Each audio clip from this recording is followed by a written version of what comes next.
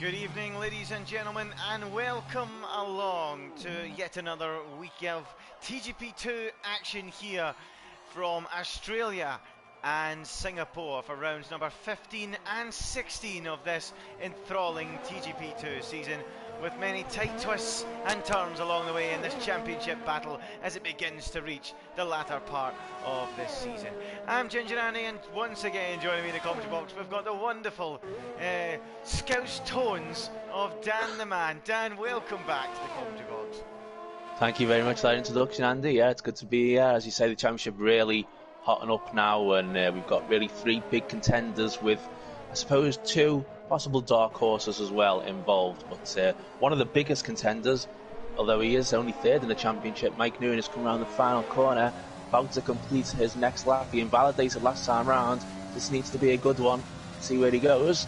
Third. Third quickest for Mike Noonan. Solid effort from Noonster, and he goes up into third position. Of course, Mike Noonan, a man who's probably, you could argue, the quickest man out there on one lap pace, isn't he, Dan? We say this every week. Most pole positions. I know you've got the stats there, the stats man that you are, Dan, but he doesn't always convert them to victory. I mean, it's been Luca Chiapelli that's been the consistent man, and that's why he leads the championship, isn't it? Exactly, yeah. I mean, Mike Noonan did win 4 of the first 7 races, but hasn't won a race since. And of course, once he wins that next race, he will have the most TGP2 wins in history. At the minute, he's tied with Dom on 29, but he can't make it to 30 at the minute.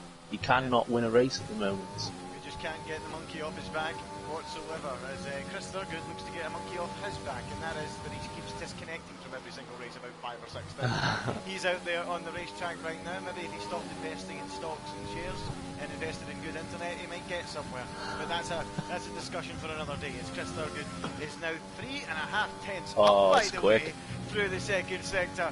Mr. Commentator, shut your mouth, as Bossman Sean goes quickest of all by a fraction over Sam Hickman, but the man from the south, Chris Thurgood, is on a march, and he's looking good to take pole position away here, Dan, isn't he? He's flying, yeah. If he nails this final sector, which it very much looks like he's doing, I think Chris Thurgood is about to go to the top of the timing sheets. Let's find out. He crosses the line. Can he get into the 119s? Oh, not quite, but a 120.1 has really put the cat amongst the pigeons, and Chris Thurgood, with that laggy internet, goes quickest by half a second. Perhaps it lagged him half a second up the road, who knows, but it's a good effort nonetheless from Chris Thurgood. Sam Hickman is on an outlap, Mike Noonan in the pits, as is Red LMR. We've got Mr. Chiapelli, the World Championship leader, out there and pushing hard through the second sector and on a lap, looking to go quicker than the current P6 he finds himself in. He and Jack Pearson so far in this session below under par, you could say. Not the kind of lap time you'd expect from those guys, but I'm sure there's more to come as Chiapelli winds up for the final couple of corners then. Look at Chiapelli, makes his way round that final turn now. So easy to run wide and get onto that curb, but Chiapelli heads for the line. Is he going to go quicker? He sure is. He moves up onto the front row, and that is quite a close battle behind Chris Thurgood, isn't it? Yeah, it is. Look at that. Still 4 tenths between from Chris Thurgood to then Luca in second place. But yeah, you mentioned Jack Pearson. I was watching his lap time earlier, and he had a fantastic first and second sector. Then it was at that turn 11, turn 12 chicane. He kind of got his line a bit wrong, and you can tell he lost a lot of time through there. So I'm pretty sure he's got time to find on his final run. We'll see if he can get up the field. He's only 7th at the minute. Yep, Sam Hickman then, about to start another flying lap. The youngster who showed his brother up last week. Well, his brother had a good night last week, Jack Hickman.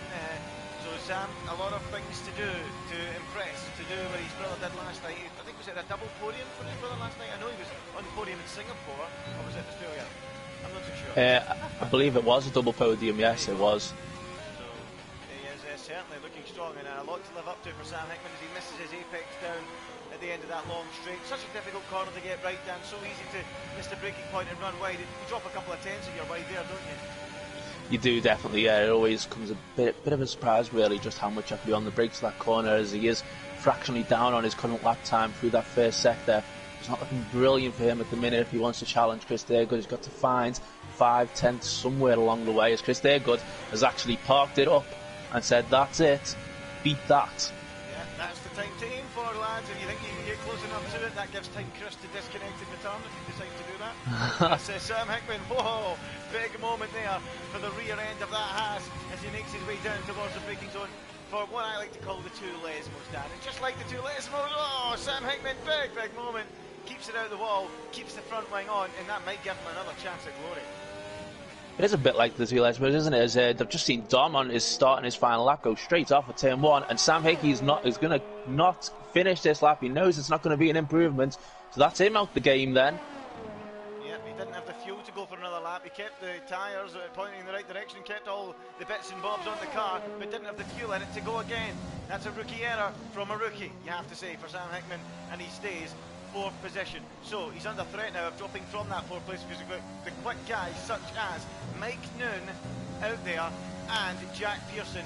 The top 4, none of them will improve. Chris has parked it up, as you said, Dan. Chiapelli in the pits. Sam, which has made the error. Bossman Sean, in fact, is on an outlap, so he can still find time.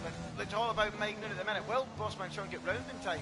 That's a question we'll have to wait and see. He just gets across the line with 10 seconds to go. So let's stick with Mike Noon then as he approaches the magnificent 11 and 12 chicane. Look at this. This is a real corner, isn't it, Dan? The best on the circuit. Oh, definitely. If you get it right, it is, certainly. And Mike Noon, I think he definitely got it right there. He was a 10th off on Chris's time at the middle sector. Jack Pearson is about equal with Chris there as he goes through the second sector. So this is going to be really close, I think, between these top 3 here. Oh, Mike Noon's gone wide. It's gone too deep. Oh, horribly wide, and it might cost him, let alone a front row. He would do well to get onto the second row with a mistake like that. Mike Noon heading for the line. Where's he going to go? He's 5th. He doesn't improve. He dropped all the time. Meanwhile, gaining all the time is Jack Pearson in that Mercedes. Is he going to snatch a late pole position away from Chris Thurgood at the end of the session? No, but it's enough to go onto the front row for Jack Pearson. It's Chris on pole. What a shock that is for the man with no internet. And Jack Pearson sits in 2nd position. Great effort from Jack at the end. But what an effort from Chris Thurgood, who looks to be finding his TGP1 form that we're used to see from him. Yeah, it's phenomenal stuff from Chris Thurgood, but wow, Mike Noon, he will be so disappointed with that. He's down in 6th place for this race, and he's got Jack Pearson in 2nd and 3rd, his 2 biggest rivals in the championship. We'll run through the championship standings in just a moment once you've seen the result of this quali session, but Mike Noon will know that that's not gone well for him. You're right, it has not. You know how good he is in qualifying trim. But there is the results of qualifying for round number 15 of this World Championship in TGP2. It's the Australian Grand Prix. It is Chris Thurgood, the North Korean, sticking it on pole for Williams. Kim Jong-un will be delighted.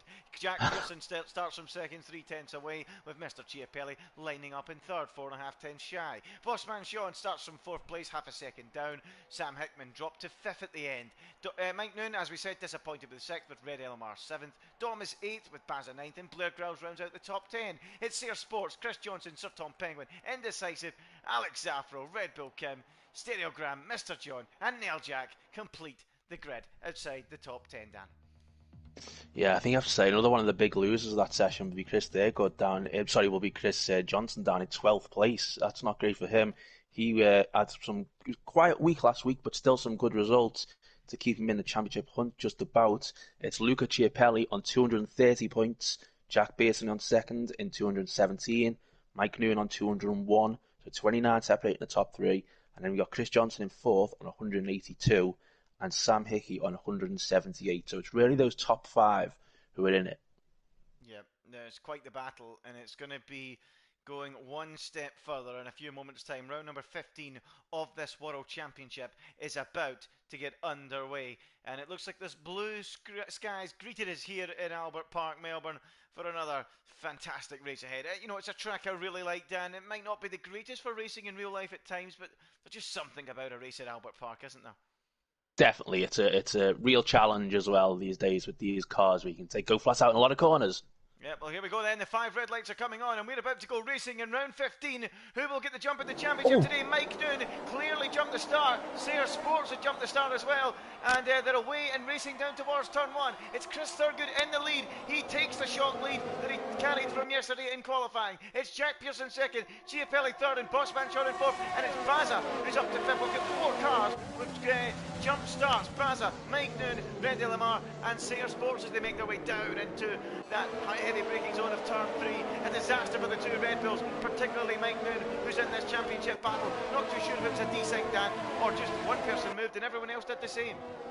Well, for his sake, I'd hope it was a desync because I'm not really sure what he was reacting to. It was way too early and it triggered a lot of other drivers moving away as well, as you say, with Baza, Red LMR as well, and Sayer Sports also then went. So a disaster for those guys. Sam Hickey just got involved in a bit of an incident as well. I think he might have some front wing damage. I'm pretty sure Sayer Sports does. They briefly touched, but yeah, solid start for the top 3. Yeah, solid start indeed, and Jack Pearson is wasting no time at the minute. He's really on a charge and looking to try and make a move on Chris Thurgood out front, who will be hoping, as I keep mentioning, to stay in this race for the duration. What an opportunity it is for him to put a cat amongst the pigeons and return to the old form that we used to see from him in TGP1. I remember when I used to be quick in, well, used to be, back in the day on F1 2016, Chris Thurgood was a regular contender up at the front in TGP1, now down in TGP2, but showing that it's just been a little bit of a blip of late as they make their way into that first corner. Jack Pearson right on his case, Dan. So you got Baza, Mike New and Sayer Sports taking their penalties now. Red Lamar decides not to for the time being, as that's Bossman Sean going for third place on Luca. In third place, that was a nice move. I wonder if Luca made a bit of an error coming out the corner there. That was very easy for him. Perhaps he did, as I switch back to that now. Bossman Sean, the Irishman, who's fresh from that fine win last time out in Hungary last week, looking to go out there and win again. And he's going about it in the right way by passing Mr. Chiapelli. But Dan, this is a racetrack that does punish corner cuts. Past the apexes, a lot of grass. It's so easy to cut corners around here. And Miss Bossman Sean, he likes a corner cut. He'll need to be careful today. He will indeed, yes. And Sayer Sports, by the way, actually, he is pit stop there was to change his front wing because of the incidents he got himself involved in. So he'll have to come in again in a moment. And he will be crying out for a safety car at some point in this race now.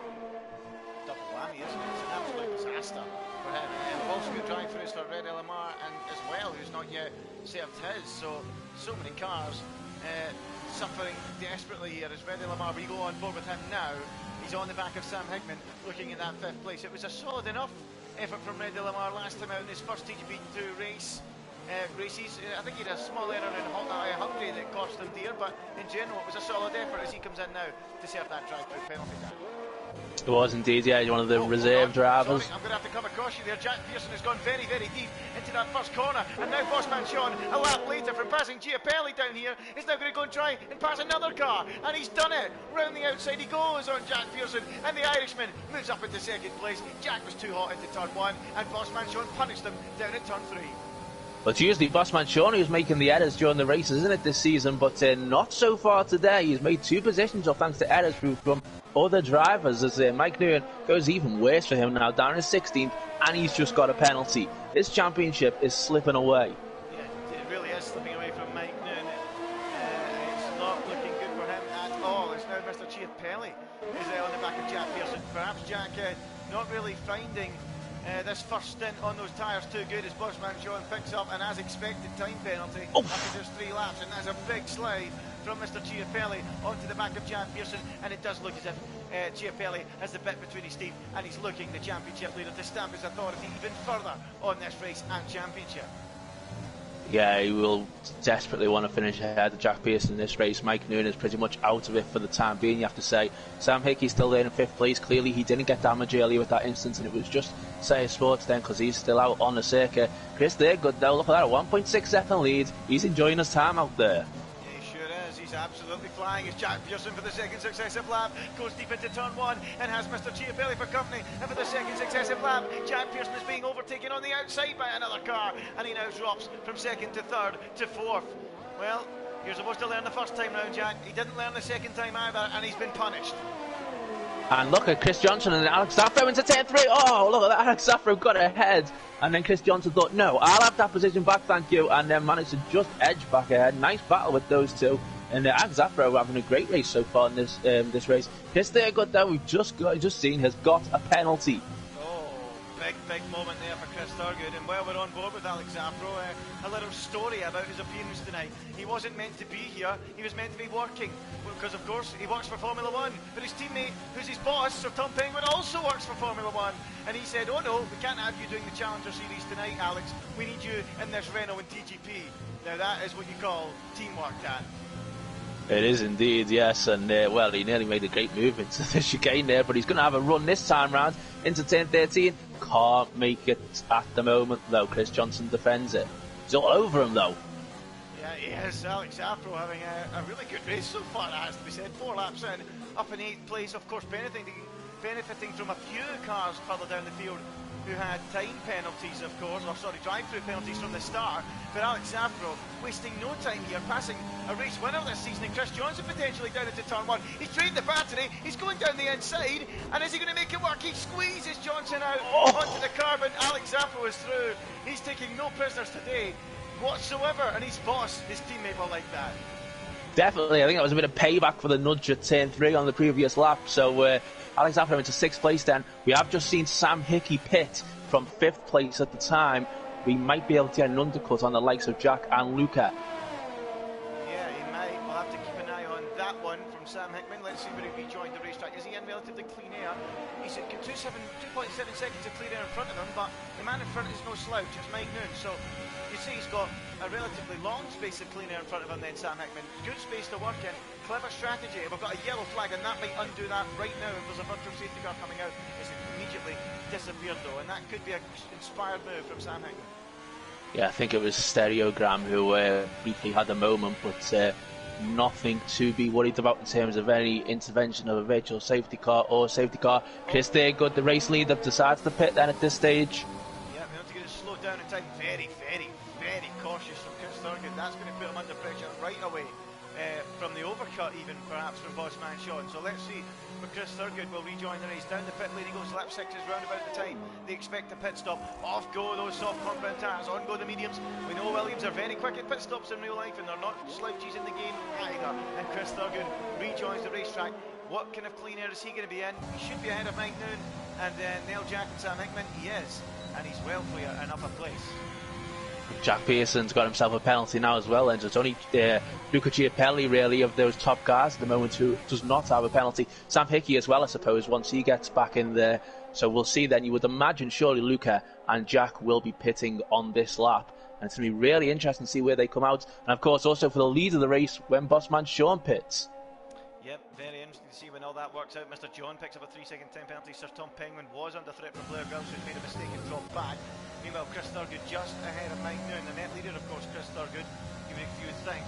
But Mike Noon putting some pressure on here, and they're determined to come flying back at him. Remember, Mike Noon has had a nightmare start to this race. He served a drive-through penalty. He's not actually stopped for tyres yet. It's been a complete disaster for the Red Bull driver, who was, and kind of still is, hanging in there in the championship fight, but barely, especially if Chiapelli has another good evening tonight. So Mike Noon in 11th position as Blair Girls has finally got one done on Sir Tom Penguin into what I like to call the first Lesmo.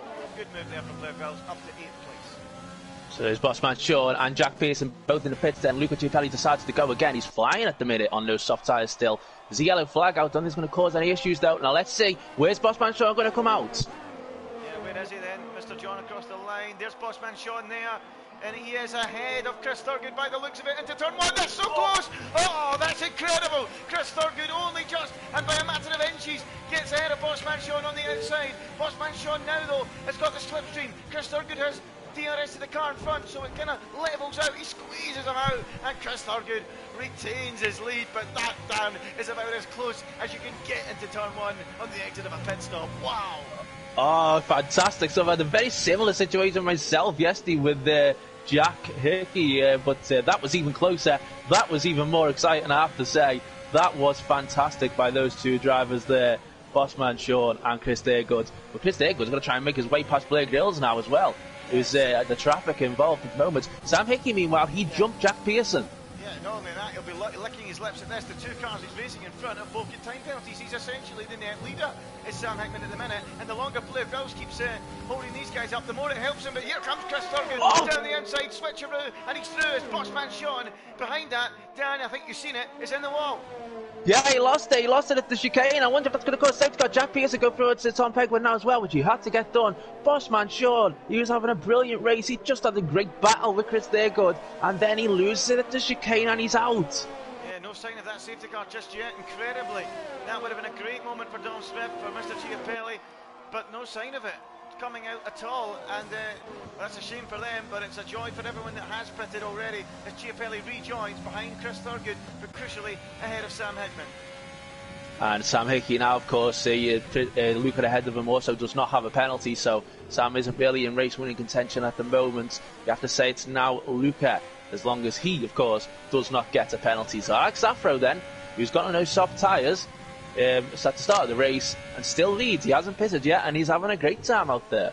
He sure is. He's showing his boss that the decision was vindicated to send someone else onto that job on a Wednesday night. He's now leading the race, although he does, of course, have to make a pit stop, but there's a good chance he could be on for some points this afternoon, who knows, but it'll be a fighting result if he can do that. Chris Johnson, of course, running late as well, but he's below par this afternoon, Chris Johnson, not on the pace around this track at all, is he? Indeed, and there is a penalty for Sam Hickey, crucially as well, but it's such a shame, isn't it, Bossman Sean, that incident. It's China as well, where he crashed out, I remember. Just such a shame. He always seems to get himself involved in a crash, and more wasted points, more wasted opportunities for him, you have to say. Yep, you're absolutely right. It's all Mr. John turning corners. There's Alex Afro speeding in the pit lane. Alex, what are you playing at? No, that's not what you want to be doing. And he's thrown a good chance of a strong result away as we watch Mr. John chase down. And he can do it. I think he's just got past him.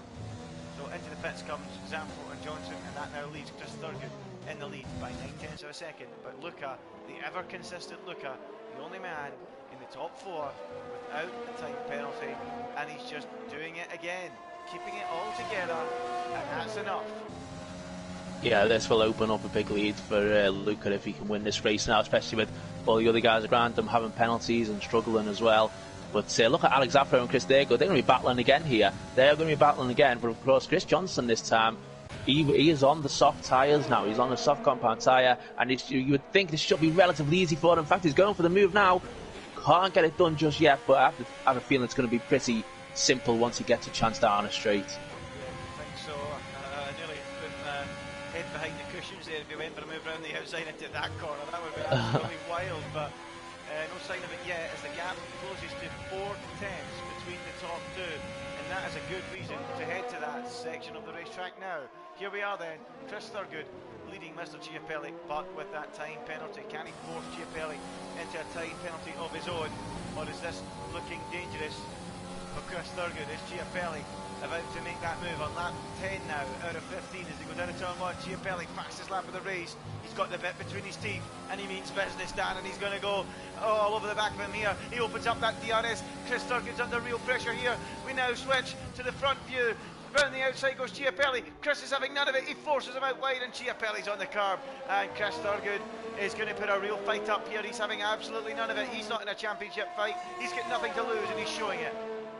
I wonder how much Luca actually will want to race Chris Thurgood here, because I mean, of course, Chris Thurgood's got the penalty, so it's not absolutely vital for him to get past here. But and if they're going to have battles like that, and Luca's going to risk damage, then really, how much does he want to actually go for it? Is it better for him maybe to just sit behind?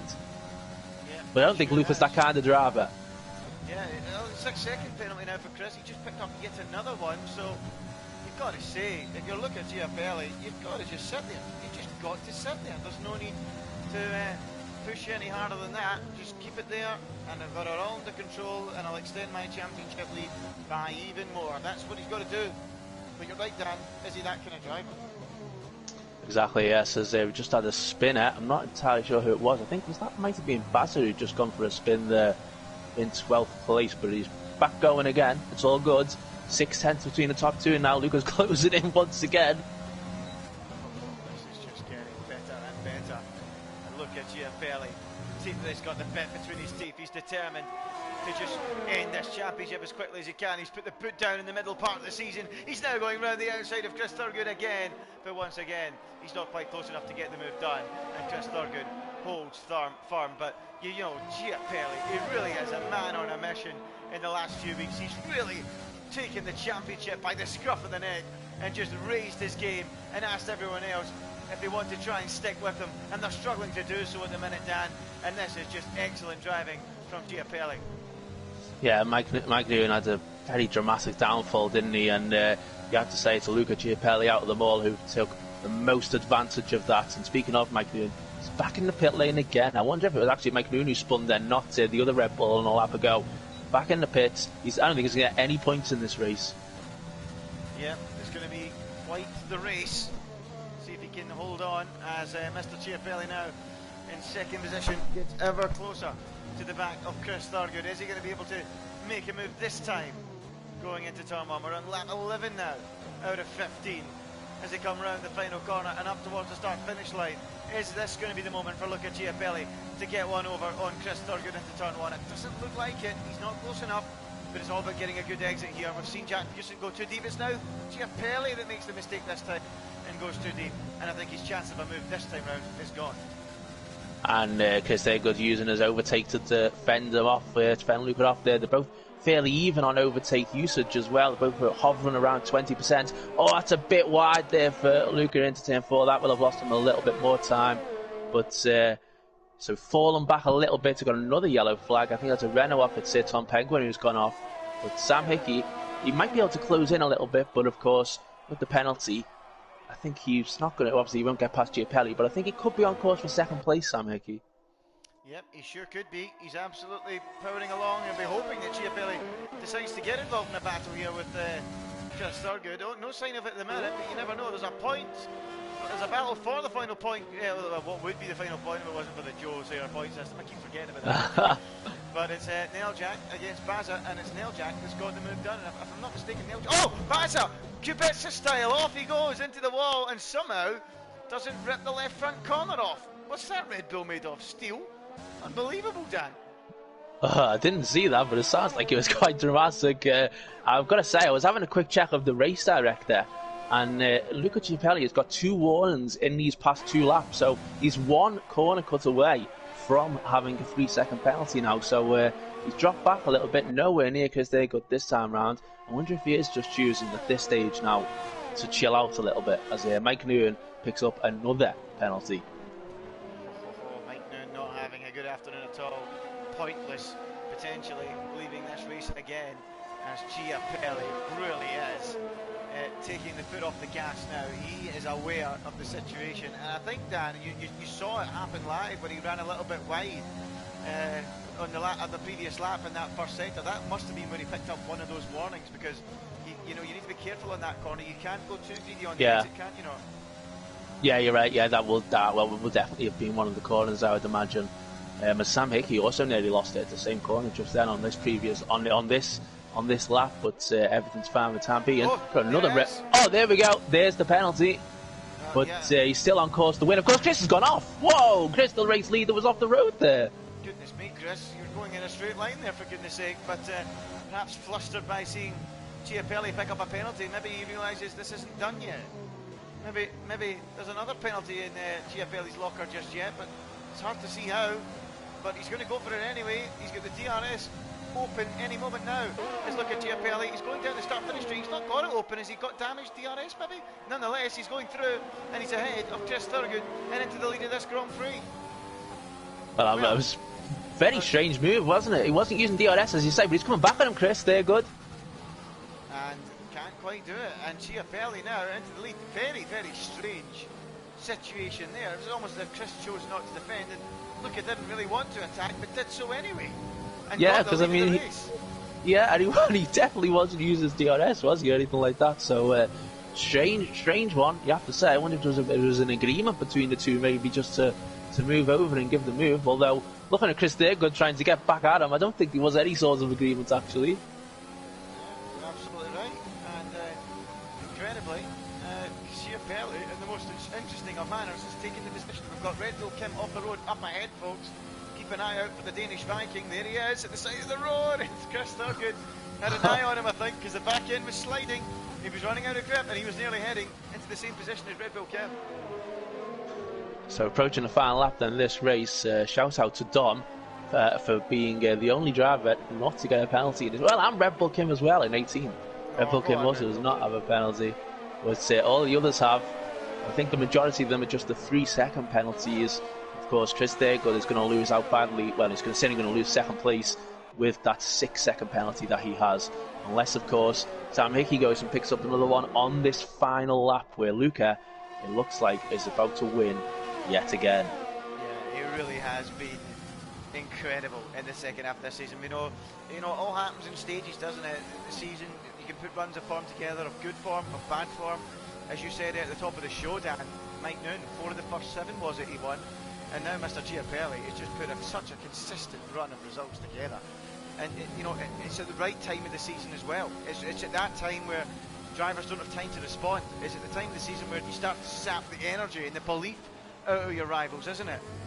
Yeah, I mean, as every race passes now, Mike Noon must be realising or just thinking that this is it. It's slipping away from him after such a strong start. There's another penalty for Mike Noon there. But Chiapelli really in the ascendancy for this championship. Chris Thurgood goes wide at turn 12 there, but just keeps it on the road. He nearly threw it away. He nearly did, but he's kept it all in check. Just like his internet this afternoon, that's probably the surprise of the day, I've got to say. But here comes Mr. Chiapelli, another expert drive as he makes his way into the final couple of corners. He's getting used to this as the man from the Isle of Man.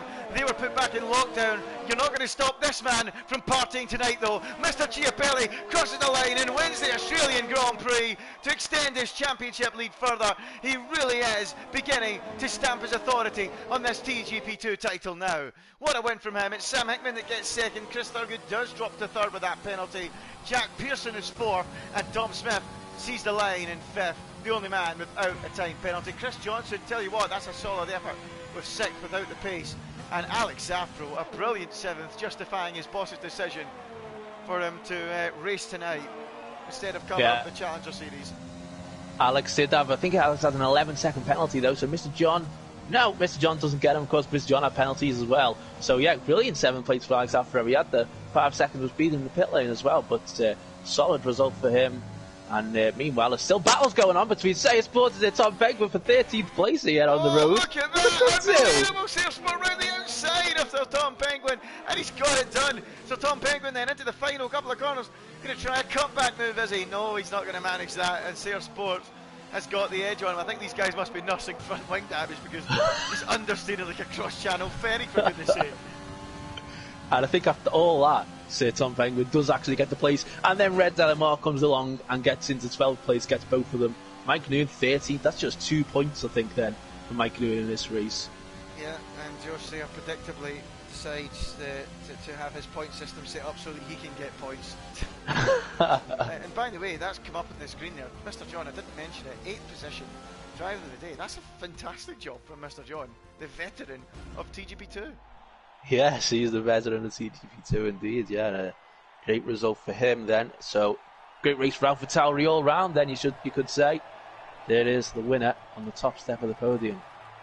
Yeah, and just to be clear, you're not the veteran of TGP1, as Roy stated last night. Okay, thank you. You're the legend. Is that right? Oh, okay, yeah, I'll take that, yeah. Is that what Roy said last night? Or was it someone, was it Johnny was talking? No, he did call me a veteran last night, yeah. And he said that you're not old enough to be a veteran. Is that what it was? Something yeah. to that. Well, there you go. There's your final race results from the Australian Grand Prix. Mr. Chiapelli takes the victory and strengthens his grip on the championship lead.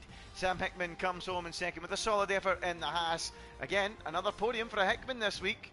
Can they make it a clean sweep in the next one? We'll have to wait and see. Chris Thurgood, the North Korean, comes home third. What will Kim Jong-un say about that one? Jack Pearson comes home in fourth with Mr. Dom Smith in fifth. Chris Johnson comes home sixth, and Alex Zafro, a solid seventh for Renault. Mr. John, brilliant, 8th from 17th in the grid. What a job that is. Blair Grills comes home 9th, and Neil Jack is 10th. Indecisive is 11th, Red LMR is 12th, Mike Noon, forget about it, it's 13th. Sir Tom Penguin 14th, Sayer Sports 15th, Baza Stereogram, Red Bull Kim, and Bossman Sean complete the results as we head now, Dan, to Singapore. We do indeed, yes. You're asking how they'll react to just Thurgood losing out there after setting pole position. I guess the race just won't be shown, will it? I suppose they'll So we'll have to try in Singapore. Yeah, I'm sure they'll come up with some story as to why the race wasn't shown. But yeah, I suppose that's an accurate way of summarising, Dan. Life inside North Korea from TGP2 every Wednesday night, folks. Dan the man fills us in. Anyway, Singapore up next. But before we talk about Singapore, Dan, who are you going to go for your driver of the day in the last race? I feel like maybe we should say Mr. John because we didn't really know too much in the race, and he did have a great result through the field. But I think it was a good drive, really, from Dom to not get a penalty. So that was a solid 5th place for him as well. But I suppose let's give it to Mr. John. But I would also say Alex Afro as well for that great battle with Chris Johnson. Yeah, and of course Luca. But just to not be boring and go for the winner, I'm going to agree with you. I'm going to go with Mr. John. I'm going to agree with the game. I don't agree with the game on many things, but Mr. John, the TGP2 legend, yeah, he gets my vote as well for driver of the day, with a special mention to Chris Thurgood's internet for not conking out midway through the race and earning him a podium. But we head to Singapore now, and of course, Dan, the lights have been turned on. Well, kind of. And we're not going to have nighttime. We're going to have daylight for this one.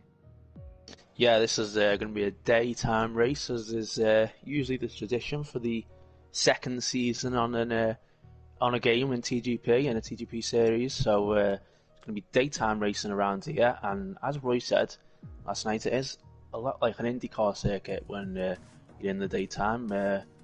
Should be exciting stuff though, still no less, and very much looking forward to it. And of course, this is also guaranteed, of course, to be the longest race of the season. Pretty much inevitably will be the longest race. Can Chris's internet hold up for a full race around Singapore, I wonder? Yeah, well, that is the longest of the calendar, isn't it? It's going to be a tall order. It's going to be a tall order for him. But if it does, then I'm sorry, Mr. John, but Chris Thurgood's internet is getting driver of the whole evening, I'm afraid. But we'll see as we head now to Singapore. And of course, Dan, I'm sure that gives us ample time when we get into the lobby with the full qualifying ahead to discuss a number of topics, including this racetrack. I mean, before we get into the circuit, before we get out there, what are your first impressions of this track? Is it one you like? Is it one you dislike? How do you think it's viewed in Formula One these days? Would you say it's a modern classic, a modern Jewel in the Crown, a modern Monaco? Go on, give us your full assessment before we get out there. I mean, I think personally, I would say that it's a bit like a modern Monaco. I think still a lot of fans are not totally sold on it. Sometimes you have some fans saying that it's, not really much overtaking or anything like that. But this track does have overtaking spots, doesn't it, down the straight at the first sector? There's opportunity for it to happen. I love how this race is it's like an endurance race each year, isn't it? It's the one race which goes the full 2 hours, and it's a proper challenge for the drivers.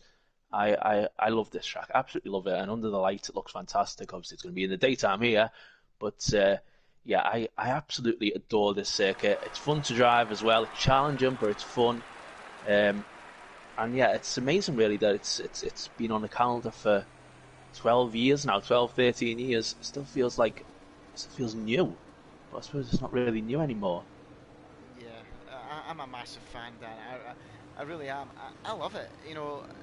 Yes, overtaking isn't easy. It's not as easy, but it's doable, and it is still such a challenge, isn't it? With the weather, obviously in the game it's slightly different, but in real life sense, it's so humid, so hot, and it's one of the longer racetracks, and it's a 2 hour long distance in real life. I think it's a real challenge for all the drivers, and I'm a massive fan. I really am. I think it's such a wonderful backdrop as well for the action. Yeah, definitely. And I just think it's the perfect place and the perfect venue for a Formula One race. I just think the people at the Singapore Grand Prix, they put on such a great show. It's such a brilliant show, and for me it's one of the highlights of the year. And I would go as far as say it's a modern Monaco. It's a jewel in the crown, one of the jewels in the crown anyway. I love it. I will say though, I do wish to bring back the old Singapore sling. I always loved that corner. It was unique corner, wasn't it? But they got rid of it, didn't they? After I think a lot of the drivers complained and stuff like that, didn't they? But it's not the same now, that corner. Yeah, it's a bit of a mundane left-hander now, isn't it? It's as fun as it was, it takes away the challenge a little bit. The Singapore Sling, as it was called, of course. And of course, that's because it's made after a Singapore cocktail, which just beyond that corner at Rapples Hotel, you can pick up a cocktail of a Singapore Sling, and that's where it got its name from. And had a little bit of a sting in it, shall we say, when you drink it. And I think that's what the corner had as well. And it is such a shame to see it disappear. But Dan, we'll talk through the lap in a moment as we watch Bossman Sean, who's going to be the first man to take his round. And yeah, we'll go on board with him, just as we did in Vietnam a few weeks ago, and slaughtered the track. I don't think we'll be doing that here today. Let's see then, round the final couple of corners, past the massive big wheel in the final corner, one of the world's biggest, if not the biggest, and down towards turn 1, Dan. It's quite a tricky one to get right, easy to run wide on exit and invalidate the lap, isn't it? It is, yeah, but if you get it right, it's looking good, but it is easy to get wrong, as you say. Then you have to get on the brakes, so you take as much curb as you can through this right-hander. Bossman Sean just about done enough of that, I would say. Then DRS is enabled, the small little right-hand kink, and you have to hit the brakes pretty much just as you come to that the curb on the right-hand side. He was a bit early on the brakes there, but this is his first lap after all. And this nice little right-hander, then it gets a little bit 90 degreesy for a little bit. Left-hander again, good to try and take curb through there. And then you're on your way to this not as good Singapore Sling. And it's interesting to see how much speed you can take through this right-hander and see how close you can get to that barrier on the left-hand side. Yeah, over the Anderson Bridge, the narrowest part of the Formula 1 calendar. Well, it was up till, I think, Baku in the Castle section, but one of the narrowest sections. Now down this short straight, another overtaking zone after the end of that first sector. So easy to run wide here, so easy to make a fool of yourself. Doesn't do it though, Bossman Sean, and then into this final little section, another enjoyable, feature of the racetrack. You go underneath the grandstand, Dan, that's good as well, isn't it? You do indeed, yes. The fans are there, they're up there watching, and now you're underneath them as you go through the tunnel here. And then the final part of the lap, always not done too well there, hitting the curbs, but around this final corner now you can go almost flat, just a little lift, hit the curb, cross the line, 1:35.230, first lap on the board. Then Bossman Sean, I think he can go quicker than that. Chris Thurgood's gone quicker than that, 1:35.1. Yeah, it's a solid opening benchmark from both drivers, if not not emphatic, but it's a lap time nonetheless on the board. So Chris Thurgood goes quickest of all, Bossman Sean in second, and Mike Noon now pops up into third ahead of Tom Smith with 5 lap times on the board with 13.5 minutes to go in this qualifying session. Just seeing that Sam Hickey's left the session, I hope he can get back, because that would be a great shame not to have him in this race. I can't give you the latest championship standings very quickly, and for Sam Hickey certainly plays a part in them. We've got Luca Chiapelli after that race then is on 255 points after that win.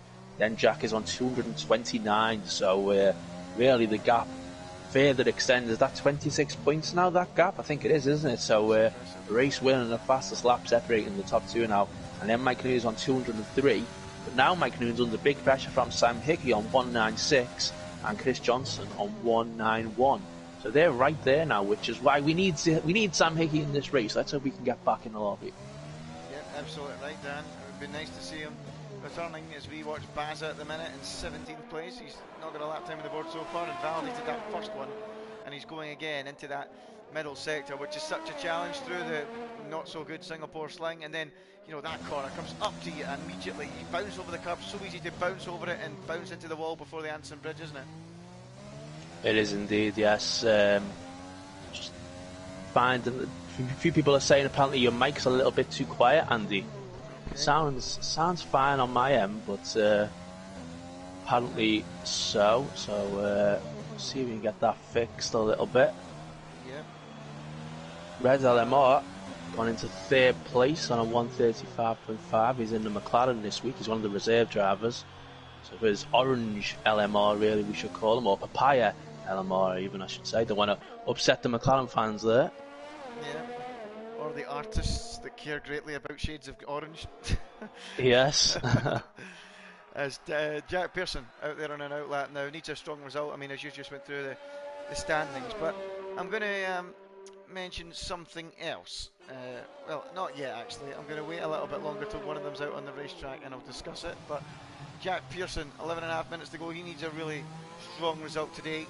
on his outlap, indecisive on an outlap 2. Play a few drivers in the pits, but it's Chris Thurgood at the minute on top. Let's just ride with Jack Pearson as he cruises round on this outlap, just trying to keep those soft tyres in a good window, wants to keep plenty of life in them. It is a track with plenty of tyre wear, isn't it, Dan? It is, yes, it is. Especially the final few laps of this race, the tyres really, you're holding on to them for dear life, and it can allow some of the drivers to possibly charge through. But that's why it's such an interesting race. It's always an interesting race with the strategy as well. And you know, if you get any sort of safety car who'll pit, who'll come in, it's really opened itself up to several different strategies. And we just found out it's going to be a dry race, so there's no need for them to worry about any wet weather tyres in this race. It's all going to be dry all the way. But it was dry yesterday in the TGP1 race, and it was very eventful. So I'm sure it'll be the same for TGP2. Yeah, no thanks to me down at Anderson Bridge, causing absolute mayhem. And of course, I heard you were involved in this as well, Dan. But I'm not going to get into that one. Yes, I was. Funny you mentioned that. Yeah.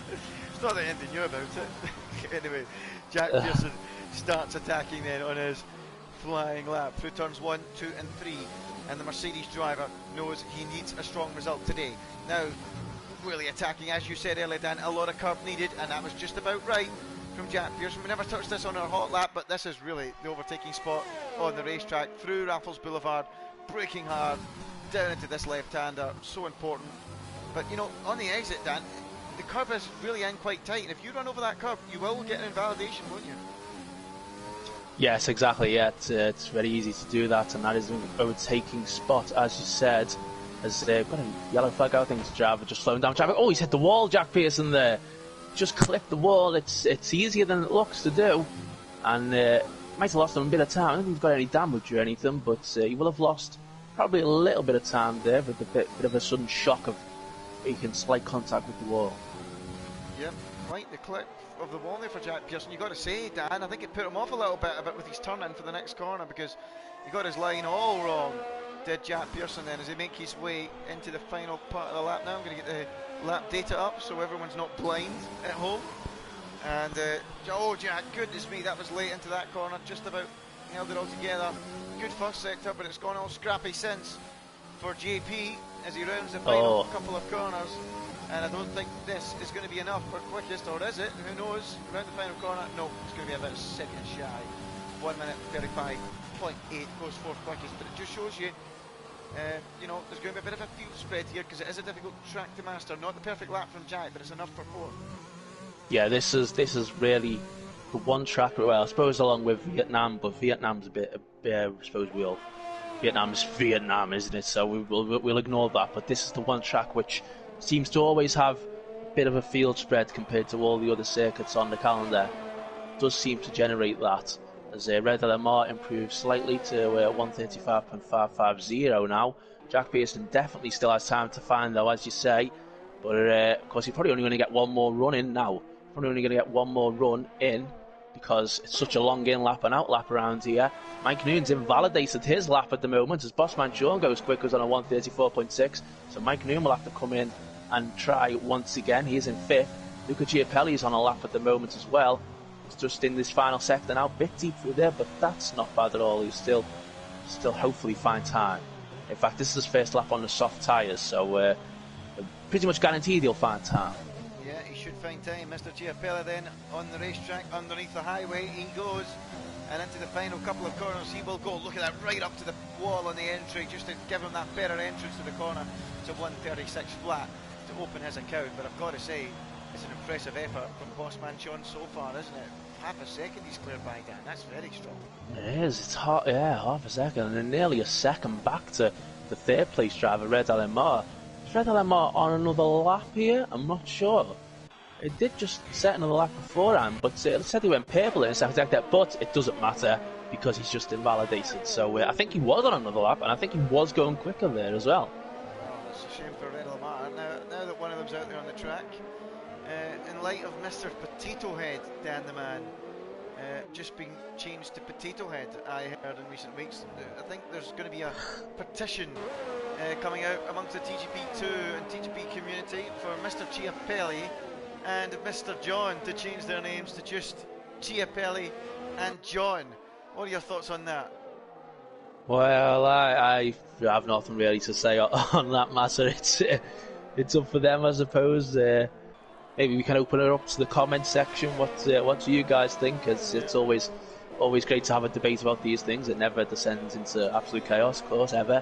So I don't know. Let's say I suppose it's a decision for AlphaTauri, isn't it? For those guys to decide. But come on, AlphaTauri, let's be more equal. Come on, get rid of the misters. Just become Chiapelli and John. Even though they are men, let's just do that. Anyway, let's get back to the action as Chiapelli comes into the pits with Sayre Sports. Top 4 all in the pits. Jack Pearson on an outlap. Mike Noon currently 6th quickest. Dom Smith got Chris Johnson here, just going round the final corner. Sorry, Andy. And it goes to 8th place. So we're only a small improvement for Chris Johnson into 8th. Yeah, so Chris Johnson goes 8th quickest then. Alex Afro on an outlap. Jack Pearson on an outlap. Who else we got in a quick one? We got Neil Jack out there. We got Baza in the pits. We've got Neil Jack out there. Let's go with him then. Currently 12th quickest and in the racing point and looking to move up into the top 10. Well, he's 4 seconds off the pace at the minute. He'll need quite an improvement if he wants to go on pole. Don't think that's going to happen. I think there's a chance perhaps of getting up into the top 10. He's found half a second, so at the minute should be going ahead of Alex Zafro. So let's hope he can hook something up in this final part of the lap. Here he goes then. Oh, that's awful. Awfully out of the line there. Sorry, Alex, which wasn't great, mate. Anyway, a couple of corners left for Alex. Oh, that was even worse. That was even worse. Really wide, and it's one of those cases where this is the kind of track where you need to put the miles in, you need to dial yourself in, and it's very evident very early on who has and who hasn't done. Yes, I think you're right about that. Let's see, was he improved? He does improve by a little bit, but stays in 12th place. Sam Hickey, meanwhile, got back in the lobby, I'm delighted to say, and is on a lap time now with 4 minutes to go. I assume this may well be the only lap he sets. I mean, he could try another one, but you don't really want to use your tyres up too much in qualifying around here. So, personally, if I was him, I would just give it this one lap and see what happens. It says he's gone purple in the first sector. That could just be the game being the game, though. But we'll see. He knows he needs to get a good lap in. Well, it's all heating up here as we wait and see what's going to happen between now and then. Sorry, who were you picking up there, Dan? I apologise. Sam Hickey. Sam Hickey. My apologies. I'm trying to find him. Oh, that's why I can't find him, because his name's not appearing for me. But there we go. We're on board now with Sam Hickman through the first two sectors. It's just blank. He's 18th and blank. Has he got a lap time on the board for you yet? No. No, he hasn't set a lap yet. Okay. I think the game does do that sometimes, though. When a driver disconnects, the name will also disappear sometimes. Okay, well, apologies for that, folks. Sam Hickman is still with us, contrary to the graphic on the left-hand side, as he makes his way round the final couple of corners then. 1 minute 34.6, the quickest I've seen so far from Bossman Sean. Where can Mr. Hickman go to put himself on the board? He can go second. Great opening effort from Sam Hickman, who's in a disjointed session, having left earlier on. So he won't have time for another goal, but that's impressive for the youngster, isn't it? Yeah, it's really impressive considering he's just got the one lap in. I suppose that he could back off if he's got the fuel for it and go again. But like I said, then you'll be doing another lap on those tyres. I would not suggest it, but maybe he'll try and go for it anyway. We'll see. But if you're outside the top 10 here, it's always better off to start on the medium tyres, because the alternate strategy does seem to be the better strategy around here. Yep, it could work out for him, as we've got Mike Noon then. Seriously needs to get his World Championship back on track. He's 7th at the moment, far from setting the timing screens alight after all those early poles this season. Really needs a strong effort here as he makes his way down towards the end of that first sector, and he's not improving thus far on his first sector from before. So Mike Noon, 1.7 off the pace, really needs a special effort here. There is no doubt about it. It's never in the championship for Mike Noon. Here we go then, into that second sector where it really is tight, twisty. You've got all to lose and, you know, also plenty to gain. But here comes Mike Noon, pushing hard over the curbs. Looks tidy, Dan. If not fast, it's tidy at least, and it should be enough to put him up through the order. We'll see where he is through that middle sector now, up towards that timing beam at the end of this short straight. Half a second he's finding That's enough to move him up into perhaps the top 5. Time being found from Mike Noon. Oh! Right in the road there was Reddy Lamar, and that's going to cost Mike Noon even more time, Dan. Oh, I mean, that was just really unfortunate, wasn't it? There was 2 drivers, same piece of tarmac, and Mike Noon had to sort of go through the middle of them. It was such a tight part of the circuit, and he's invalidated as a lap as well. I think that completely put him off, didn't it, that moment? Might be able to go again, though. It looks like he's going to try and go again anyway. Must have the fuel in his pocket. Mike Noon, definitely. It looks like he's going again. Oh! Sorry, Andy, Luca Chiapelli just finished the second sector and then went very deep in that right-hander that you mentioned before. It's very easy to get caught out on. He might have lost a bit of time through there as well. So I'm not really sure Luca's going to improve significantly here either. It's looking good for Bossman Sean at the minute. None of the top 4 able to improve. Jack Pearson's only 5th. Here comes Mr. Chiapelli round the final couple of corners. He's been a bit ragged. It might be enough to move him ahead of Jack Pearson, but that's even more ragged. Oh no, he's only 6th. He's bailed out. Wow. Jack Pearson though, half a tenth down in the first sector. And Jack's invalidated. Jack's invalidated his lap as well. Mike Noon though, going again, remember. He's still got another lap in his pocket. Will Sir Tom Penguin get out the way in front? Hopefully he will. Unless he himself, of course, is on a lap, which he could be. Oh, I think he is. I think Sir Tom Penguin is on a lap. Oh my goodness, it's getting worse for Mike Noon. And he's 7/10 up. Oh! Oh no. So Tom Penguin went straight on into the barrier and it's caught Mike Noon out in his braking zone. Yeah, Sir Tom Penguin, I think he's done the admirable thing there and just had to just get out the way, regardless of the fact he was on another lap. But then, of course, it's very easy then to get quite distracted, isn't it? You just see a car darting off like that, and Mike Noon almost followed them down that escape road. So he's going to be 8th then. Dom's just gone into 7th. We've got Luca in 6th, who's not going to set another lap. What a strange grid this is then for this race. Yeah, and it's just another situation exactly like Sir Tom Penguin's happening here. Blair Grylls stuck behind Alex Zafra, who's also on a lap. And it's cost him there. He's locked up Blair Grylls, made a mistake. And Alex Zafra and Blair Grylls, incredibly, are going to be the only 2 people really on a lap at this stage of the session. But it's And Blair Grylls is invalidated. So it's all on to Alex Zafra, who needs to find 8/10s to move up to 12. He's not going to do that. He's moved out of the way.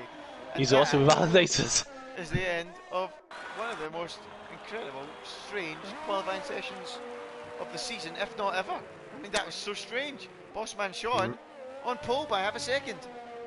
Really weird one, wasn't it? But yeah, an interesting grid for the race. Sam Hickey, how delighted will he be? He missed half the session. He shows up, he does 1 lap and puts it 2nd on the grids, and then there's his biggest rival now in the championship in terms of making a position up by the end of the night, Mike Noon, is at 8th. Sam could easily get himself in the top 3 here by the end of tonight. He sure could. It's all falling into place for him. He has an issue with the disconnection, brushes it aside, does the youngster, and pumps in a lap time good enough to be in the front row. It makes you wonder, could he have been challenging Bossman Sean for that pole if he had the whole session, Dan, doesn't it? Yeah, it does. It's a shame, really, isn't it, I suppose? But that is Bossman Sean's 26th pole position in TGP2. That puts him 3rd now outright on the all-time list, ahead of Joe Sayer. So, and he's 1 behind Mike Noon now on 27. So, closing up at the top of the pole position charts. Is this a race where Bossman Sean can perhaps convert a pole position into a victory? It's not usually his way. When he wins, he usually wins from further down, but we'll have to wait and see. I mean, it's difficult to overtake round here. If he can keep it on the island and keep away from the corner cuts, he's got a good chance. We'll have to wait and see, but that is round 16, and that is qualifying complete. It's Bossman Sean, who starts this race from pole, half a second clear of Sam Hickman in 2nd. Another good showing from Chris Thurgood, who's 3rd and is still not disconnected. Redley Lamar starts from 4th. Jack Pearson, he lines up in 5th for Mercedes with Mr. Chiapelli 6th. He'll be looking to improve from that. Bossman Sean Dom Smith is 7th with Mike Noon in 8th and Blair Grylls 9th, with Chris Johnson in 10th ahead of his teammate Joe Sayer 11th. Baza is 12th, Alex Zafro 13th, Neil Jack 14th, Indecisive, Sir Tom Penguin, Stereogram, Mr. John, and Red Bull Grim. Red Bull Grim. Brilliant. Sorry, Kim. Complete the grid. I don't think I'll be too impressed with that one, Dan, will he? No, I don't think so. He had a bit of a grim spin at the end of that race in Australia, but yeah, it's very cloudy. Look at the skies there, but we are told it's going to be a dry race. Yeah, we're told it's a dry race, but those skies do look quite interesting above us. That's for sure. As we get ready for round number 16 of the championship, and we really are now, Dan, getting to the business end. You feel the big hitters need to do something about Luca Chiapelli today. They've got to do it in this race, right here, right now. Definitely, yes. Mike Noonan really could have got to try and attack him from the start, just behind him, and Jack Pearson needs to sort of pull away, I suppose, and who knows what Sam Hickey can do. Yeah, we'll have to wait and see as the 5 red lights come on. Bossman Sean on pole, looking to convert to victory here in Singapore. Sam Hickman alongside as the 5 red lights go out, and we are racing here in Singapore. It's Bossman Sean holding that lead, and he's going to hold it easily into turn 1. He cuts across and covers that line. Is there any incidents in behind? It looks relatively clean so far as they make their way through turns 2 and 3. A bit of a slide there for Sam Hickman, but he's under pressure now as a result from Chris Thurgood, who's climbing all over the back of him, but not close enough to make a move as they now go down. Chiapelli's round! Chiapelli is round to turn 3! Unbelievable, the championship leader is round and in the wars. Oh, what a shot that is, and he's got serious foot-wing damage as well. He's dropped all the way down to the back of the field. The championship leader in the wars here in Singapore, and that's exactly what he didn't want to happen, Dan. I didn't see the instance entirely, but I think he had to come in together with Jack Pearson and got sent into a spin, and it is his 17th now. Well, suddenly it blows everything wide open again, and Luca, well, I imagine he's going to be fuming. He will be absolutely furious. Look at Chiapelli all the way down now in 16th place, and oh, look at that from indecisive, thinking about a move on Mr. John down there. But you've got to say, that is a nightmare scenario for Luca Chiapelli. And Dan, will he have to go to the hard compound? And if he does, I've seen them, they're awful around here. Yeah, I mean, it's a horrible decision. It's similar to me yesterday when I dropped to the back and had damage. You just don't really know what tyre to go on, because really, unless there's a safety car or something now, there's races you have to say effectively over at this stage. Certainly considered in terms of fighting for positions at the front. Yeah, it's a disaster for Luca Chiapelli, but I suppose some of his rivals will say he was due that. He's had such a good run, he's been so consistent of late. Let's see what he's made of. Is he world champion material? Let's see what he can do. He's coming straight into the pits then. Is Luca Chiapelli. Mike Noonan. Sorry, Andy, Mike Noonan, I thought he lost it, but he's actually pitting. Mike Noonan making any stop. So, wonder if he got a bit of damage in that instance as well, because he was just behind them. I think there's a new wing going on. Yeah, there is a new wing going on Mike Noon's car. Chiapelli as well. Mike Noon's gone to mediums. Chiapelli goes also to the medium compound tyre. So there you go, Dan. They're going to the mediums to the end. That's going to be quite the stint. First and third in the championship then, in the pit lane at the end of the first lap, and running 18th and 19th. Jack Pearson, who's the guy in between them, is only in 5th though at the moment, and I think he played a big part in that instance as well. It's going to be interesting to see what the stewards will say about that after the race. So 3 of the front 3 in the championship all involved in an incident here in the 16th round in Singapore. And what a surprise that is. It's not really, because you know things start to heat up in the World Championship the later into the season they go.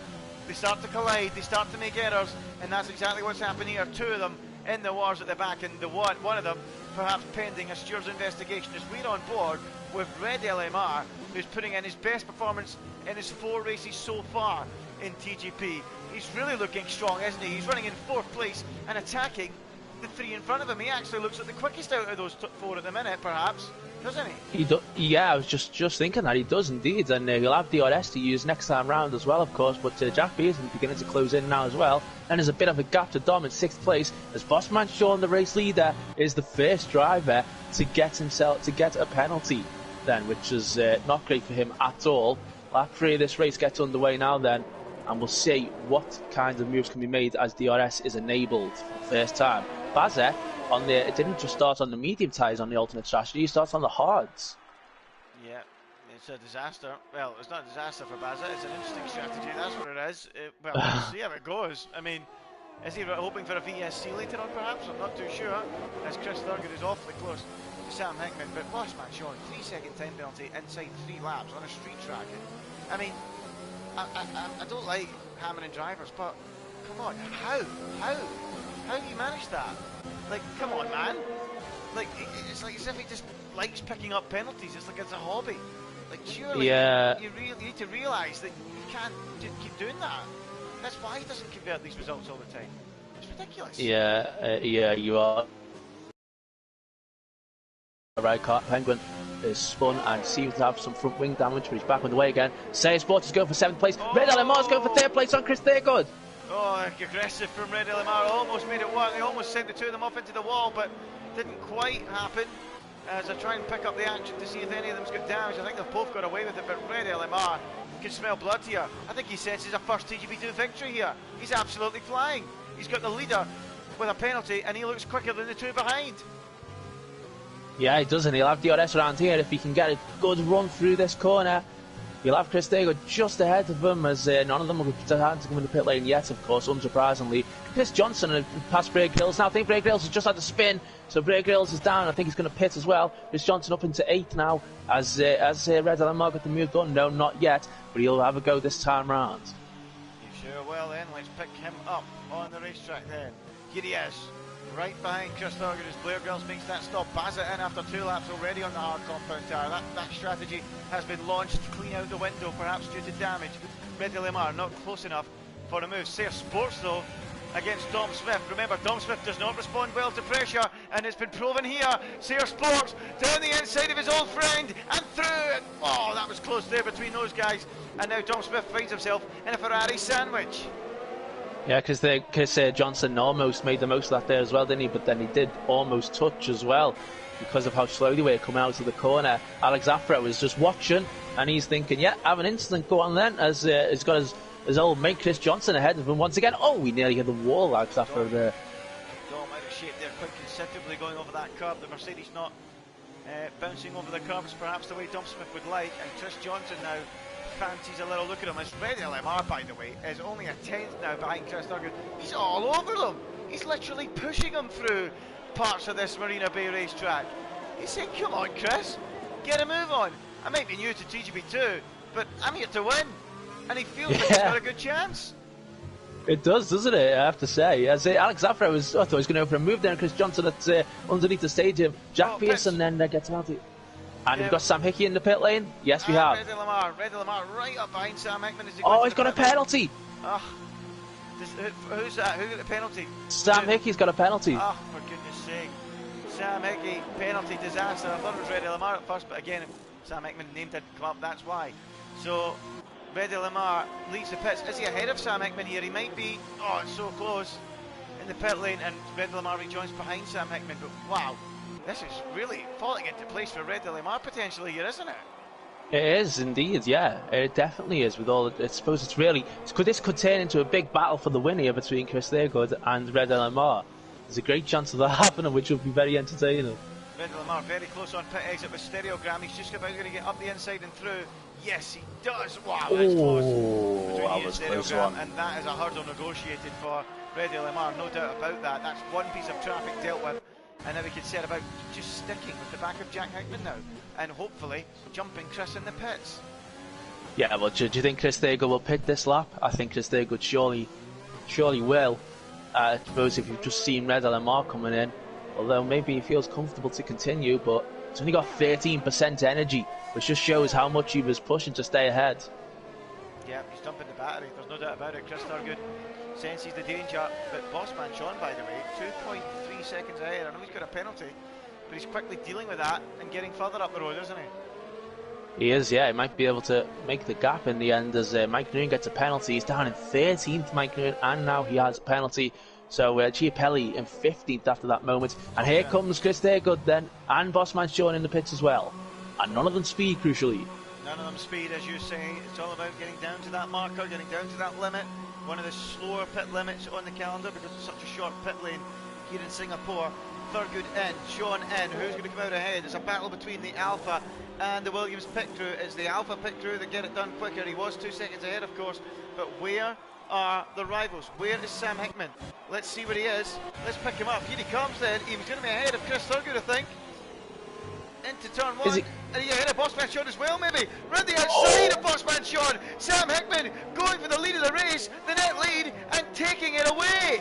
The undercut works. working to absolute perfection, and he's now ahead of Bossman Sean, who looked to retaliate immediately. He opens up the DRS, he pulls alongside, and as he back through on Sam Hickman, down Raffles Boulevard they go, into the braking zone, and Bossman Sean is back ahead.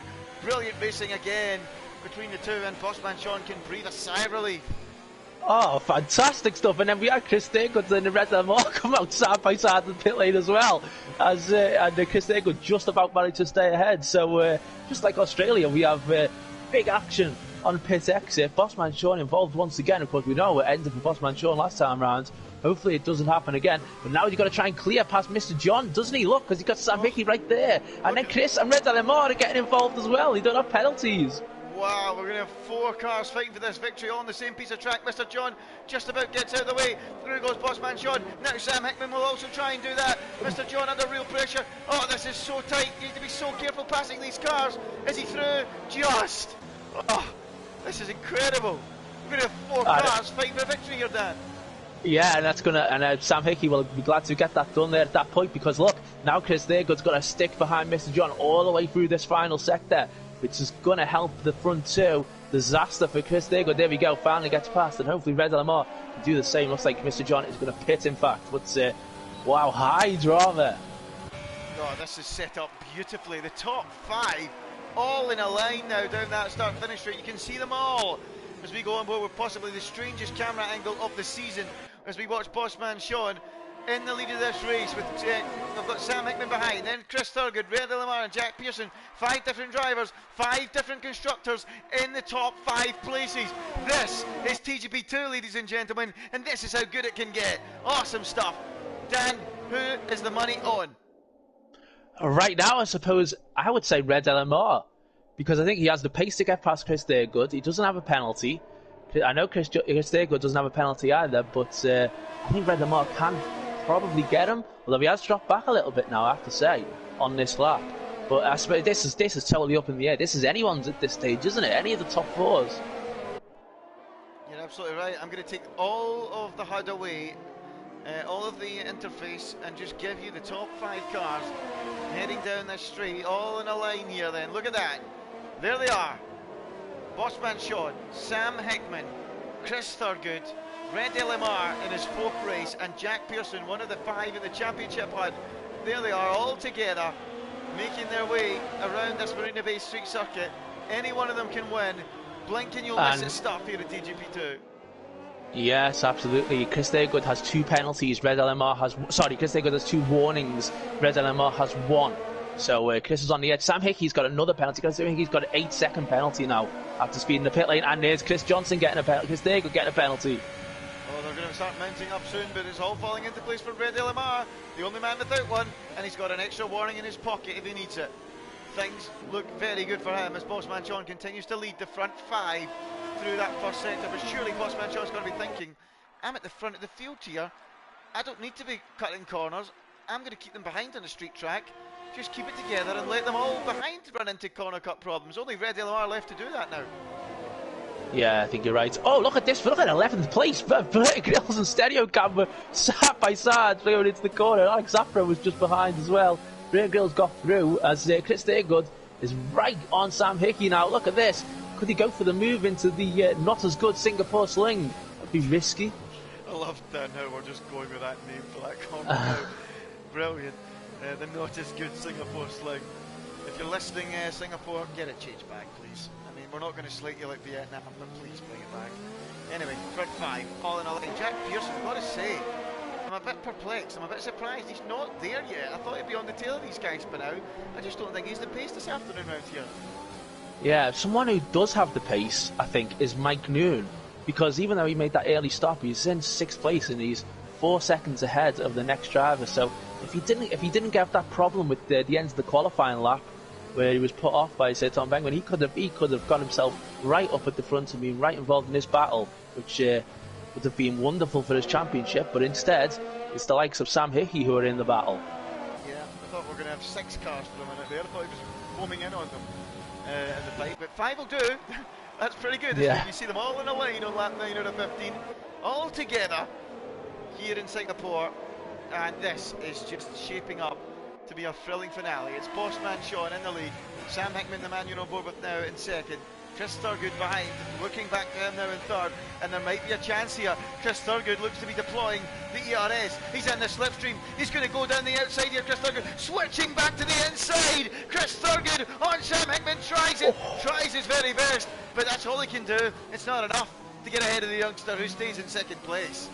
Oh, he needs to get this done, Chris Thurgood, doesn't he? Because, of course, I think he has the 8-second penalty as well, so he's really got to get past ASAP if he wants to get on to Bossman Sean and pull away from Red LMR, who, of course, still doesn't have a penalty.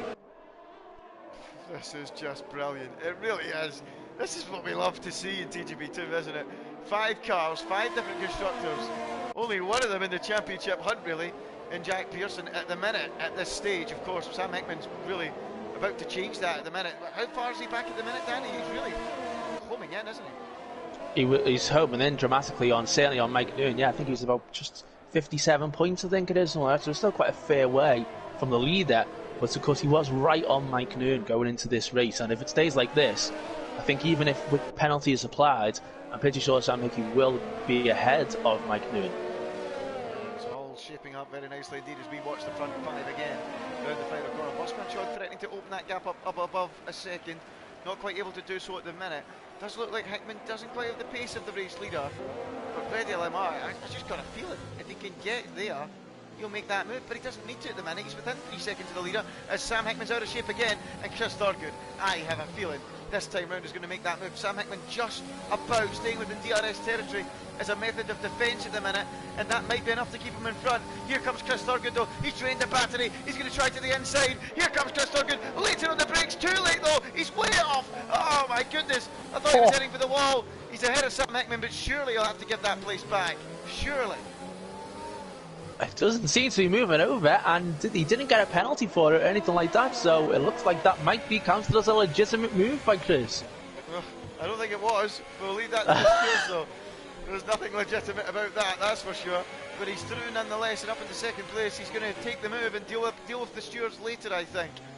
So it's now Bossman Shaw, Chris Thurgood, and Sam Hickman with Red LMR threatening now to make a move, and he's got a good run, and he's going to go down the inside, and he's going to take third place away. Can he get it stopped? Oh no! Oh, that was close, and he ends up dropping back down behind Sam Hickman. But Red LMR really is dicing with death there, isn't he? Oh, sad. He's lost the position, and of course, then to Sam Hickman once again, which could allow the top 2 to pull away. I think he'll just be thankful he hasn't got any damage after that. Did he hit the wall? I didn't see a great camera angle of him. He certainly got very, very close. Oh, and there's the penalty. There's the penalty for Red LMR. Now everything's equalled up. Didn't need to do that. He'll be frustrated. He was still, despite that battle, only 1.9 off the lead. And now Red LMR will get desperate. Chris Thurgood will get desperate. They're all going to get desperate.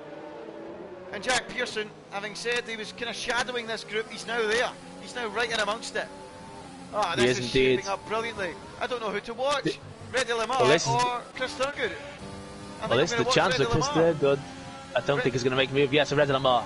Yeah, he's going to go for it, surely. Sam Hickman under threat again. Red LMR running out of battery. Not close enough, agonisingly for him. And Jack Pearson says, OK, time for me to get involved. I'm going to go down the inside. Looks left, looks right. Tries the outside on Red LMR. Has to back out behind him and bail out. This is just epic stuff.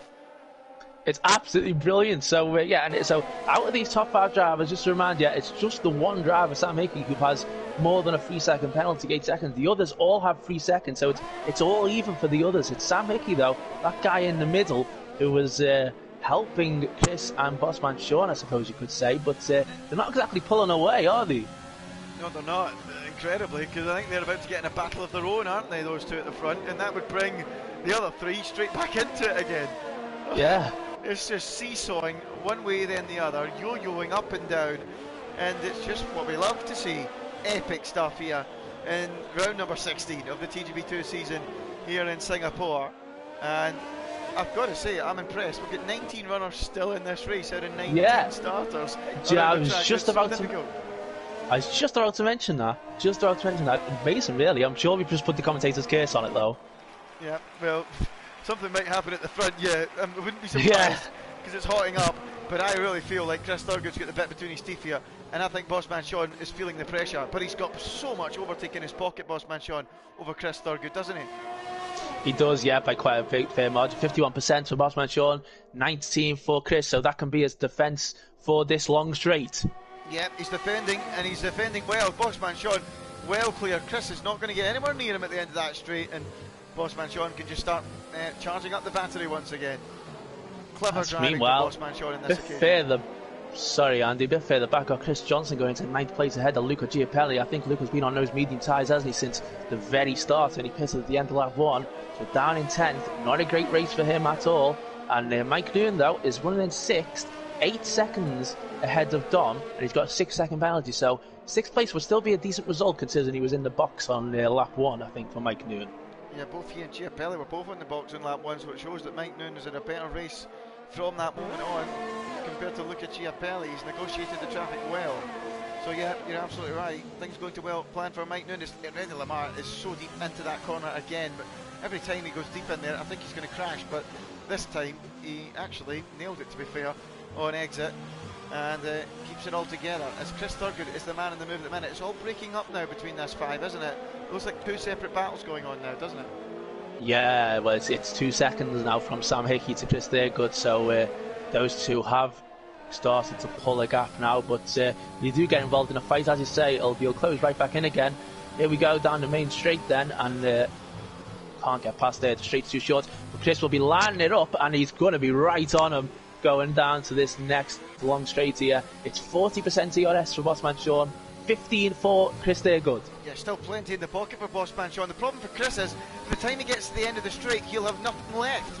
So by the time he gets to that braking zone, he won't have enough to power past. And there you go, he's drained it now. He's just saving it. He's changed his mind. He's like, no, I need to save this and go for the last lap maybe. But now he might have a chance. He's going to think about the inside, the outside. Bossman Sean watching the White Williams dancing from left to right here in Singapore. Chris Thurgood dancing in the daytime here at Singapore. Why don't you head down to one of the nightclubs later on tonight if you fancy a dance, Chris? Get that move done.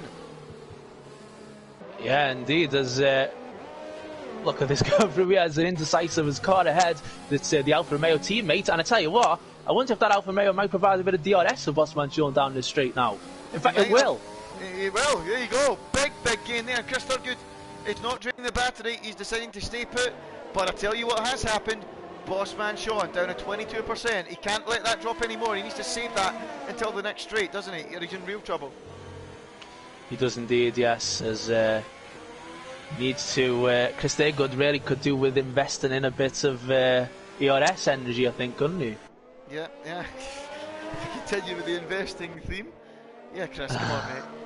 Chris, I'm not going to let this go until you start giving me advice on stocks and shares, mate. And neither is Dan. Dan wants that advice too, I think. Going by his comments this evening. Anyway, there we go then. Penultimate lap now.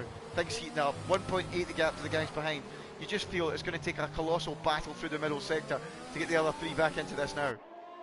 Yeah, I mean, I wonder if Chris Thurgood will just go for it. He'll just simply just go for the big send-it move. He's not in any sort of championship battle, so maybe he might as well go for it. Here we go. Here's another attempt. Yep, ERS now level, but he's saving it again, Chris. And Bossman Sean and Chris stay likewise in Reddy Lamar. Oh, he's been put in the wall! Oh. Side by side into the wall goes Reddy Lamar, battling with Sam Hickman, and he's got damage, and that's a real shame for the McLaren man who's put in such a fine performance today. And he got squeezed into the wall when I cut to it, what it looked like by Sam Hickman anyway. And Reddy Lamar has got damage, and his hopes of a podium are disappearing fast because Jack Pearson is now ready behind to pounce. Yeah, that's a real shame. It's all over him. Yes, so Jack Pearson will get into 4th place now then. What can Chris Thurgood do down here? Saving it still saving it. He's gonna go for that last lap down that big straight, isn't he? I think that will be the moment. That will be the moment for Chris Thurgood to get a first win in a long time in any TGP 1 or 2 race. What an opportunity for him. But Bossman Sean, who hit the highs in Hungary, looks like he's going to win this week as well. I slagged him off at the start of the race for picking up a penalty within 3 laps, but he's been level-headed since then. I've got to hand it to him. He's picked it up and ran with it ever since then as Reddy Lamar's race is unfurling rapidly here. He's got a 3-second time penalty and drops to 5th. to the back He's of the got group, off, and now and he's he's gone out. off, and he's out of the race. What a shocker for Red LMR. It was looking so good. We were both tipping him for the victory, and now he's going to get absolutely nothing. Disaster. But this is what it's all about now. These two, Chris Thurgood and Bossman Sean. Chris does not get the exit he was looking for, and his chance is surely gone. And Bossman Sean is looking really good. He's nowhere near close enough, Chris. And Bossman Sean, for now, looks safe in the lead of this race. That was a disappointing anti-climax, wasn't it, Chris? He was way too hot coming into the corner, so just had a poor exit and couldn't get to make a move down there.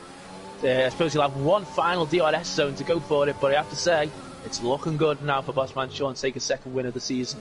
Tell you what, it's all happening down the low reaches of the top 10. I'm going to go to that after this, then a little straight and see what's going on. I think there's about 4 cars separated by about 0.3 of a second down there. Apologies when you guys watch it back for not sticking with it, but this is just too good not to watch. But I think it's all done and dusted, and it's time for us to shuffle back to that very briefly. And look at this, here we go. Blair Grill's thinking about a move up the inside of Alex Safro. Not quite close enough as they scrap over 10th position. Very, very tight in there, isn't it? Wow. Yeah, Alex Afro just got himself damaged at the start of that race as well, so he's going to come under huge pressure from Bear Grylls on this last lap. Yeah, incredible action. As we need to go back now to the two leaders, Bossman Sean and Chris Thurgood. What a race it's been from the pair, but it's going to be Bossman Sean for the second week in a row who wins a TGP2 race. He crosses the line and does this time convert a pole to victory. He wins from Chris Thurgood second. Jack Pearson gets third in the end, with Sam Hickman dropping to fourth. Mike Noon is going to, I think, with damage presumably because he's so slow. Oh, Alex Afro is locked up. Sorry, Andy, Alex Afro locked up, and it's going to allow Bear Grylls to get the position. Alex Afro is holding it round there though. Oh wow, he's still holding on, and he's going to hold on all the way. Unbelievable. And Blair Grylls, no, not into this corner, no way, folks. Unbelievable stuff. Blair Grylls holds on, Alex Afro in there still. Unbelievable racing between the two, but Blair Grylls is through. As Afro runs wide, that might give Neil Jack a chance. It would. Awesome stuff between the two around parts of the track. You'd never expect to see a car side by side. Blair Grylls 9th. And did Neil Jack get him on the line? Neil Jack up to 8th. He went to 8th place. Unbelievable. And Safro's up to 13th. I think they crossed the line 10th and 11th, and one's up to 8th, the other's down to 13th. That was amazing, wasn't it? They were pushing each other around the corners and going all over the place there. Fantastic end to that race, and I imagine the tyres would have been on edge as well for some of the drivers, but what a brilliant race that was. Very intense, and brilliant show from the guys at the front especially, and Bossman Sean takes the victory. What a race. What a race. I mean, it didn't quite come up with the climax we were looking for, Dan, but it kept us on the edge of our seat throughout. It was one of those tense ones where you just didn't know which way it was going to go, and in the end they all fell by the wayside, and it was the man that was at the front the whole time. The man kept his cool, Bossman Sean, a man that usually picks up the penalties. Not today, he got one, but then got his head down. He was excellent. He was indeed, and it's full credit to him, and he won in Hungary, didn't he, last week, and gets this today. The top step of the podium for Alfa Romeo. And we had Alfa Tauri winning today. Alfa Tauri and an Alfa Romeo. Yeah, it's all about the Alphas. Jack Pearson, though, he'll be happy with that result, getting on the podium. Would have liked to have done more, but that podium will boost them up the order. But of course, there might be penalties getting handed out here. Jack Pearson, you said, there was involved in something at the start. Chris Thurgood, of course. Yeah. His move on Sam Hickman was quite interesting. So I don't think it's all done yet, but Bossman Sean certainly looks safe for his victory. And there is the final results from this incredible Singapore Grand Prix. A 5-way fight at one point. It dropped away to just 2 at the end, but it was Bossman Sean that won by half a second over Chris Thurgood. Jack Pearson kept it steady, kept it cool, decided I'm not getting involved, I'll just wait for them to fall away. 2 of them did. He ends up 3rd. 4th position for Sam Hickman, with Mike Noon in 5th. Dom Smith a solid 6th. Chris Johnson comes home 7th, with Neil Jack 8th, and Mr. Chiapelli, the championship leader, below par in this race. He's 9th. Blair Grylls is 10th, with Sayre Sports 11th, and Mr. John in 12th. 13th was Alex Safro, 14th Baza, 15th Indecisive, and then it was Sir Tom Penguin in 16th. Red Bull Kim, Red LMR, what could have been for him, and Stereogram complete the 19 starters at the end of the Singapore Grand Prix. We're really starting to reach the climax now, Dan, aren't we? But it's really, despite that poor race tonight in the second race for Chiapelli, still looking pretty good for him, isn't it? It is. So here are the standings. This is without the penalties, possible penalties being applied. It is Luca on 261. Then we have Jack on 244. So he has closed it after that race in Singapore. It's down to 17 points now, I believe. And then Mike Nguyen, as he manages to come home in 5th place, does hold on to that 3rd place in the championship at the minute on 213. Then Sam Hickey on 208. And Chris Johnson on 199. So it's, without penalties being applied yet, it's 62 points separating the top 5. It's getting interesting. And Sam Hickman setting a bit of form, isn't he? You wonder, can he get himself up into that fight? But what would you say, Dan? How many would you say realistically still in it at this point? Do you think at the minute Luca v Jack? I think it is coming into that, isn't it? Coming into that Luca v Jack territory. We've got 6 races to go now. 6 races to go, and I think next week, if we don't get Mike Nguyen or Chris Johnson or Sam effectively winning at least one race, I think I've said it's game over for them. It won't be enough time for them to get back into it. We've got Netherlands and Russia coming up next week. I have to say I'm very looking forward, particularly to the Netherlands. That should be fantastic. Yep, it should be a cracker. I mean, I can't wait to see if there's much overtaking around there. It's not a track that brings much overtaking. But Dan, before we go, driver of the day from that second race, what are you going for? Driver of the day from that second race, I think you'd probably have to go for Jack Pearson, I suppose, if he doesn't get the penalty. I suppose he got into 3rd place and he avoided getting damage from whatever instance he got involved in. But no, actually, I suppose Mike Nguyen actually isn't it, of course. Mike Nguyen is the driver of the day in that race. He got involved in the incident and then got right through the field and had great pace and managed to hold on for the 5th compared to Luca, who was a bit further down the order. He was 9th, wasn't he, Luca Giapelli? Yeah. So it's just such a shame that he had that moment in the qualifying when he lost out on making improvements up the grid, and then he got involved in the crash at the start and had to pit on lap 1. He could have been right up there in that battle. He could have been, and of course it's just unfortunate for him. It could have been 6 cars, couldn't it? It could have been anything at the front of the race, but it just was not to be in the end. Well, that's it from myself, Ginger Andy. I'm just going to say one thing. I'm going to give Chris's internet a shout out for driver of the day. That was excellent for clinging on for so long. But yeah, that's all from myself, Ginger Andy, and Dan the Man for another week of TGP2 action. Be sure to join us again next week for the next 2 rounds, which are, Dan, I'll put you in the spot. Netherlands and Russia. Yeah, of course, as you said. Yeah. I'm falling asleep, for your goodness sake. Anyway, that's all from us. Be sure to join us for Netherlands and Russia next week as we reach the climax, or getting towards the climax of the TGP2 season. Good night.